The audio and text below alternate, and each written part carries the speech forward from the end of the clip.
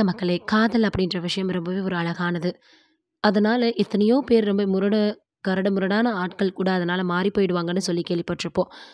பொறாமை இருக்காது, போட்டி இருக்காது, கர்வம் இருக்காது, தலைக்கனம் இருக்காது அப்படின்னு நம்ம அனுபவிச்சிருப்போம், இல்ல கேள்விப்பட்டிருக்கலாம்.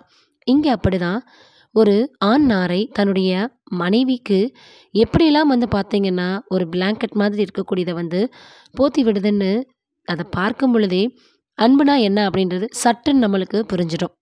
உங்களுக்கு புரியுதா இல்லையான்றத கமெண்ட்ல சொல்லுங்க.